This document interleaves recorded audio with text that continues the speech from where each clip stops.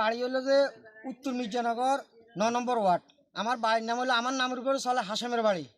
আমি ধানের শীষ করে দিয়ে তারপরে এই ফরি বিক্রি নিই। কাল রাতে 2টা বাজে কি মারি আমার ঘরের ভিতরে আগুন লাগাইছে। আমি নিজেও করতে আমি যদি গর্ত না বাড়ি যে আমি নিজে ফোড়া যাই।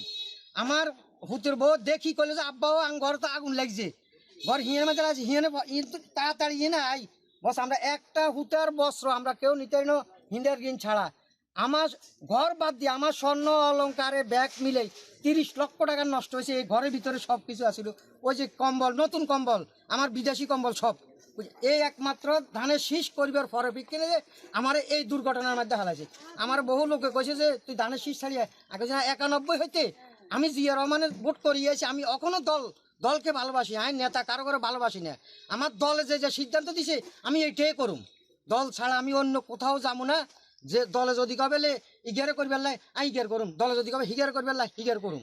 এখন এইটা ধরেন এখন আমার এই জিনিসটা যে ধানের শীষ করবার পরে আমার এই জিনিসটা যে ক্ষয়ক্ষতি করবে, আমি কি অন্যায় করছি? আমি ধানের শিশু প্রতীক নিয়ে কথা কইছি, কিছু করছি, এই জন্য কি আমার বাড়ি ঘর দুয়ার সব কিছু জ্বালাই এমিকের করে দিব। আমার 30 লক্ষ টাকার উপরে সব নষ্ট হয়েছে, ঘর টর সব মিলে। আমি রাষ্ট্রীয়ভাবে এটার বিশেষ চাইতে আছি, কেন আমি ধানের শীষ করার পরিপ্রেক্ষিতে আমার এই ঘর বাড়ি সব জ্বালানি হইল। আমার নাম হাসেম, আমি ৯ নম্বর ওয়ার্ডের উত্তর মির্জানগর। জনাব আব্দুল ফারুক ভাইয়ের কাছে, তারেক রহমানের কাছে আমার এই 30 লক্ষ টাকার জিনিস ব্যাগ কিছু শেষ করিয়ে যে আমি ধানের শীষ করার পরিবর্তে আমি দুজনের কাছে এটার ক্ষতিপূরণ চাই, আর আমি এটার বিচারও চাই। আমার পাশের বাড়ির আমার চাচা হাসেম রাতে 2টা বাজে দৌড়ে এসে দেখি উনার বাড়িতে ধাঁধো আগুন, পাশের গ্রামও এক বাড়িতে আগুন একই সময়, আর আরেক বাড়িতে আগুন, মোট 3 জায়গায় একই সময় আগুন দেওয়া হয়েছে। এই লোকগুলো বিএমপি করার কারণে এই ধরনের ছত্রভঙ্গ, জুলুম নির্যাতন, বেদরক জুলুম নির্যাতন, এবং কি আপনার 1 টাকার মাল সামান তারা সরাইতে পারে না। কেউ কেউ বলে গান ফাউডে ছিঁড়ে আগুন লাগাই দিয়েছে, কেউ কেউ বলে অন্য কিছু। তো এই নিয়ে প্রায় 20-30 জনের মানুষ ভোগান্তি, উনার সবচেয়ে বেশি ক্ষয়ক্ষতিটা বেশি হয়েছে।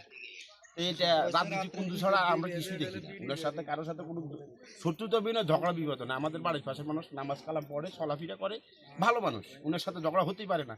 আর এইভাবে আগুন দেওয়ার মানেই তো রাজনীতি কুন্দু। আমরা এটা সুস্থ ন্যায় বিচার চাই। যারা এইসব কাজ করেছে তারা আরেক জায়গায় করবে, আরেক জায়গায় করবে। এই ধরনের আসামিদেরকে ধরতে হবে, গোয়েন্দা সংস্থা, সিআইডি সংস্থা দিয়ে এদেরকে ধরতে হবে, ধরে এদেরকে শিক্ষা দিতে হবে, বিচার করতে হবে, ক্ষতিপূরণ আদায় করে নিতে হবে। তাহলেই আমরা সুস্থ বিচার পাই, আমরা এলাকাবাসী শান্তিতে ঘুমাতে পারি। নোয়াখালীর মাটি বিএনপির ঘাঁটি। বিএনপি তারেক রহমান যদি সুদৃষ্টি দিয়ে বিচার ন্যায়ভাবে না করে, আমরা আর কখনো বিএনপিকে ভোট করব না। আমরা এটা ন্যায় বিচার চাই। সেটা হচ্ছে আসলে রাজনৈতিক প্রতিপক্ষদের হিংসা বিদ্বেষের কারণে এই দুর্ঘটনা আশঙ্কা করা হচ্ছে। কারণ হাসেম সাহেব এমন এক ব্যক্তি যিনি আসলে এলাকার কারোর সাথে কোনো রকমের পারিবারিক, আর্থিক না সাম্প্রতিক কোনো বিষয়ে তার কোনো দ্বন্দ্ব নেই। আজকে যে ভাত পাক করে খাবে তার এরকম কোনো অবস্থান নেই। আমি এই এলাকার সংসদ সদস্য বা মাননীয় মন্ত্রী হতে যাচ্ছেন জনাব জালাল আব্দুল ফারুক সাহেবের দৃষ্টি আকর্ষণ করছি, এবং বাংলাদেশ জাতীয়তাবাদী দলের চেয়ারম্যান জনাব তারেক রহমানের দৃষ্টি আকর্ষণ করছি যে আমরা যদি ধানের শীষ করার কারণে আমরা এভাবে ক্ষতিগ্রস্ত হই, তাহলে ভবিষ্যতে আসলে ধানের শীষের সৈনিকদেরকেই ইয়ে করতে হবে, আত্মবলি স্বীকার দিতে হবে। আমরা এটা সুস্থ বিচার চাই।